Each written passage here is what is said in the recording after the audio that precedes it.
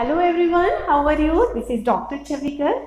आज मैं आपको लेक्चर दूंगी। आपका जो सब्जेक्ट है असेसमेंट फॉर लर्निंग, उसमें है आपका एक परीक्षण टॉपिक है। उस परीक्षण के बहुत सारे अनिवार्य तत्व होते हैं, जैसे परीक्षण की वैधता, परीक्षण की विश्वसनीयता। तो आज मैं आपको जो लेक्चर दूंगी वो दूंगी परीक्षण की विश्वसनीयता। तो ये लेक्चर आप बिल्कुल ध्यान से सुनिए, क्योंकि जब बुक में पढ़ेंगे तो बहुत ही बुकिश लैंग्वेज दी हुई होती है, वो आपको आराम से समझ में नहीं आएंगे। क्योंकि ये स्टैटिस्टिक्स के पार्ट होते हैं तो थोड़ी सी कॉम्प्लिकेटेड लैंग्वेज होती है, लेकिन जैसे मैं आपको पढ़ाऊंगी तो उसके हिसाब से आपको बहुत आसानी से जो है ये समझ आ जाएंगे। तो शुरू करते हैं हम परीक्षण की विश्वसनीयता। मैं इसका सबसे पहले आपको मीनिंग बताऊंगी। देखिए, विश्वसनीयता का सिंपल मीनिंग होता है किसी के ऊपर विश्वास करना। आपने देखा होगा, आपके मम्मी पापा जब घर के सामान मंगाते हैं, ग्रोसरी का सामान मंगाते हैं, तो वो जनरली एक ही दुकान से सामान मंगाते हैं। क्यों मंगाते हैं? क्योंकि उन्हें उस दुकानदार पे बहुत विश्वास है कि हम जब भी सामान खरीदेंगे तो वो अच्छा ही सामान देगा। तो वो विश्वास क्या उनका एक ही दिन पे हो गया? ऐसे तो नहीं हुआ होगा। उन्होंने पहले सामान मंगवाया होगा, फिर थोड़े दिनों बाद उन्होंने फिर सामान मंगवाया होगा। उन्होंने देखा कि हम जब भी सामान मंगवाते हैं ये हमें अच्छी क्वालिटी का सामान देता है और ठीक पैसे लगाते हैं, तो इसलिए उनका उस दुकानदार पे बिल्कुल विश्वास जम गया। तो यहाँ माना जाएगा कि उनका जो है उस दुकानदार पे जो है अच्छे से विश्वास है। ऐसे अगर आप अपने बच्चों को जो है ट्यूशन पढ़ा रहे होते हैं, ट्यूशन से वाले से जब ट्यूशन पढ़ता है तो पता चलता है कि उस बच्चे में बहुत इम्प्रूवमेंट हो रहा है और वो बच्चा जो है बहुत अच्छे नंबर ला रहा है। यूनिट टेस्ट में भी अच्छा है, हाफ ईयरली में भी अच्छा है और उसके जो है फाइनल एग्जाम में भी है। तो आपने देखा कि एक ही टेस्ट में नहीं बल्कि बार बार जब भी उसके टेस्ट हो रहे हैं उस बच्चे के अच्छे मार्क्स आ रहे हैं, तो आपका उस ट्यूटर पे जो है बहुत विश्वास जम जाता है। तो आप अपने फ्रेंड्स को, अपने रिलेटिव्स को भी कहते हैं भाई आप इस ट्यूटर को लगा सकते हैं, ये बहुत ही अच्छा रिजल्ट देता है। तो यहाँ पे क्या है कि आपका ट्यूटर पे विश्वास है। तो ये तो विश्वसनीयता का क्या हो गया, एक सामान्य मीनिंग हो गया। अब हम विश्वसनीयता का टेक्निकल या तकनीकी मीनिंग बताएंगे। तो तकनीकी मीनिंग में क्या होता है, हम बच्चों के टेस्ट में जो प्राप्तांक आते हैं उन प्राप्तांकों को 3 कैटेगरी में जो है डिवाइड करते हैं। पहला क्या है, ऑब्टेन मार्क्स, दूसरा क्या है, रियल मार्क्स, और तीसरा क्या है, एरर मार्क्स। तो 3 कैटेगरी में मार्क्स हो गए। एक तो ऑब्टेन कितने किए उसने, उसके रियल मार्क्स कितने थे, और उसके एरर या त्रुटि के मार्क्स कितने थे।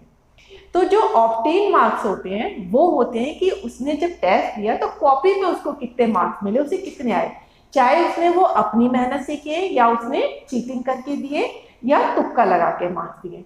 तो लेकिन उसे मार्क्स तो जो आंसर शीट पे मिल गए वो उसके मनाएंगे प्राप्तांक, जो कि उसको ऑब्टेन्ड वाले मार्क्स है।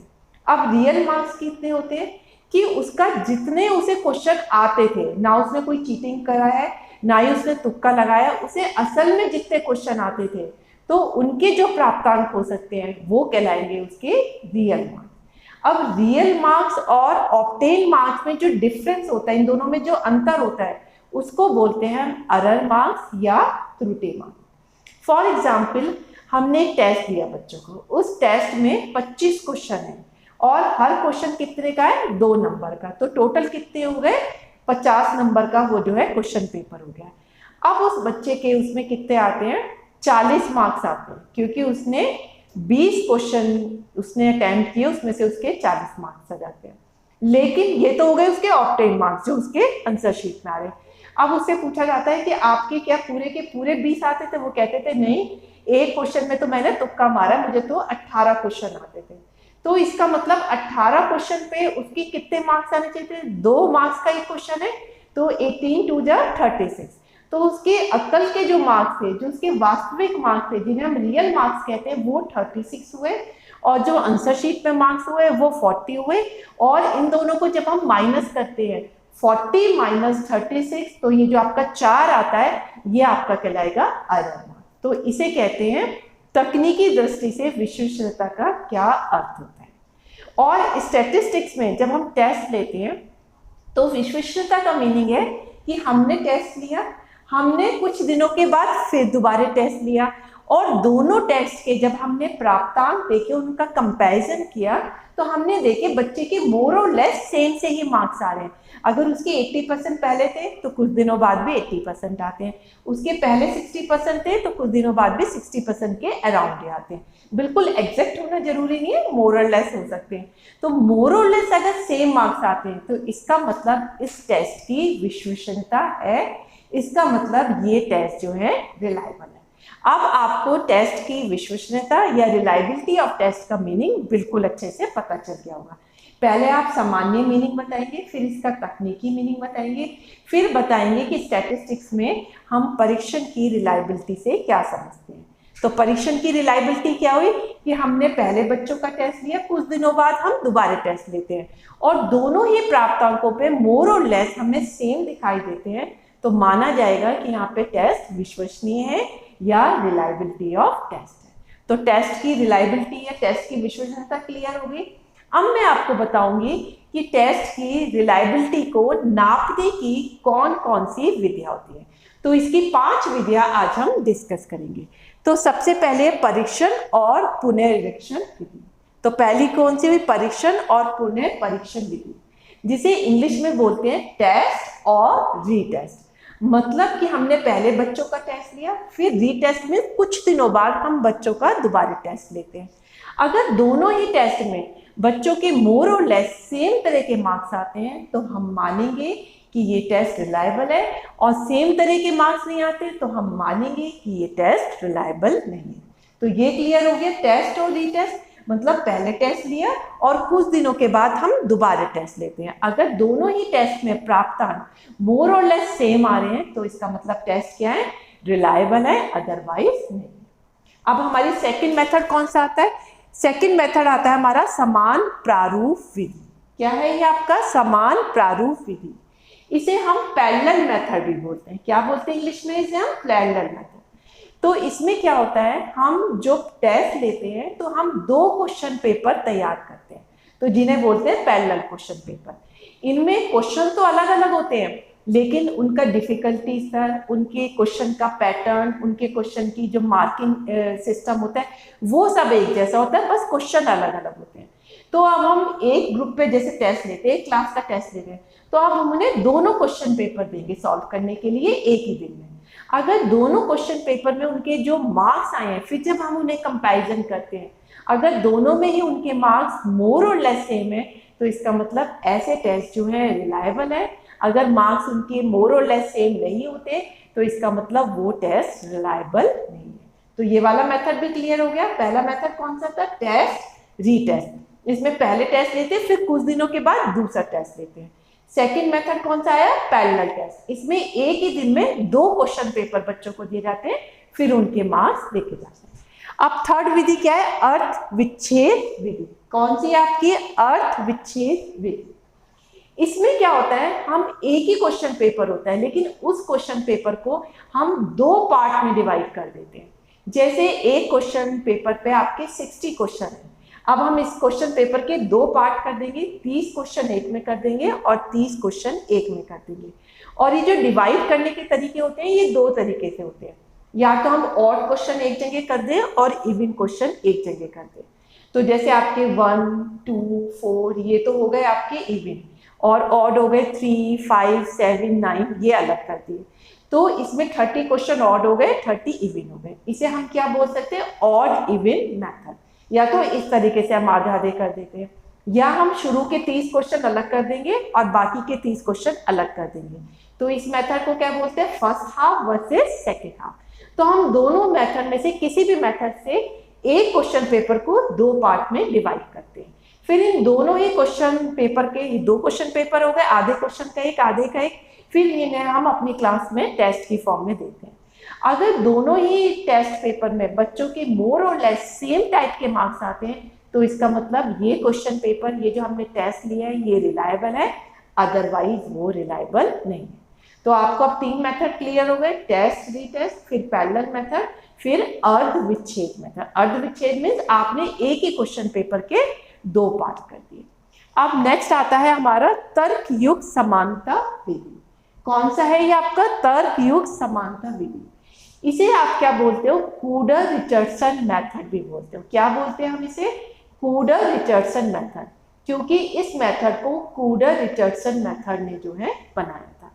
इसमें क्या होता है कि वो क्या करते हैं, जो क्वेश्चन पेपर के क्वेश्चन होते हैं उनके बीच में संबंध स्थापित करते हैं, और जो क्वेश्चंस के टोटल टेस्ट से भी आप संबंध स्थापित करते हो।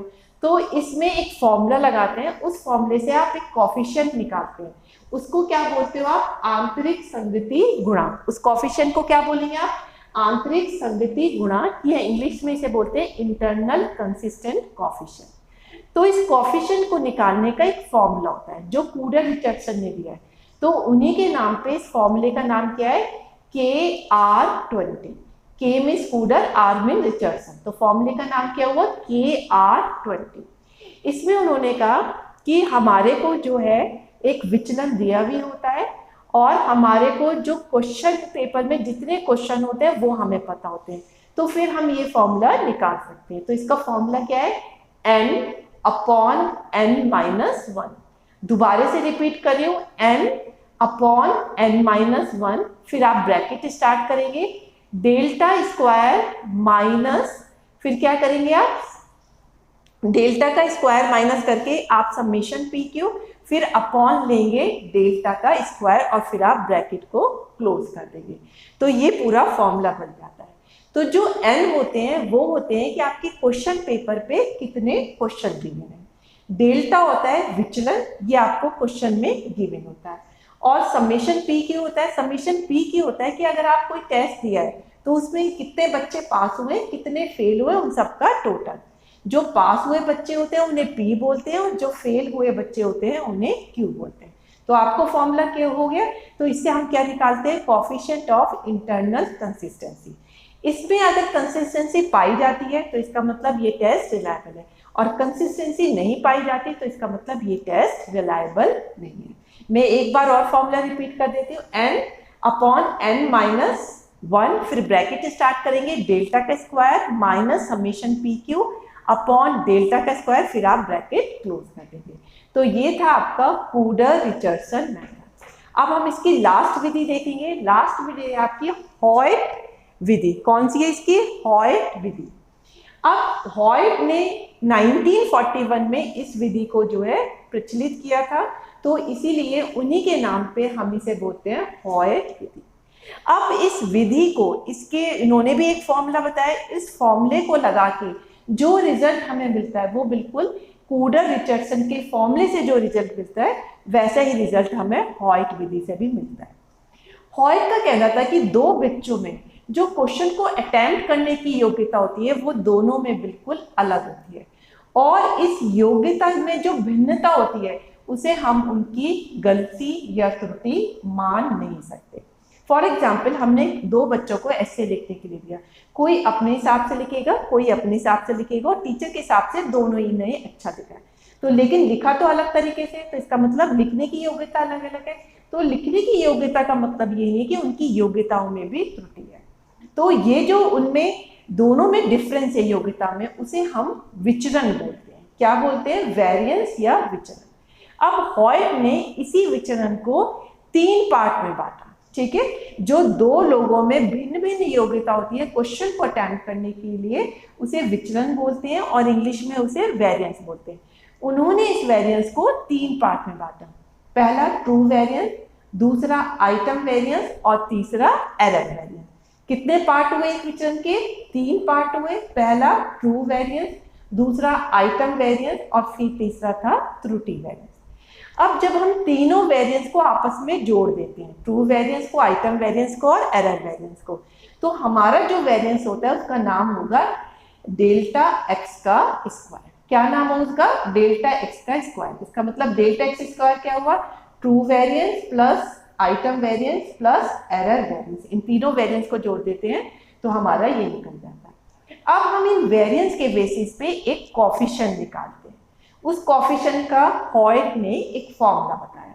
वो फॉर्मूला क्या होता है, डेल्टा एक्स का स्क्वायर माइनस जो आपका आइटम वेरिएंस होता है उसे माइनस करेंगे, फिर उसमें से जो एरर वेरिएंस है वो माइनस करेंगे, फिर आप अपॉन करेंगे, फिर डेल्टा एक्स के वेरिएंस में से आप आइटम वेरिएंस को माइनस कर देंगे।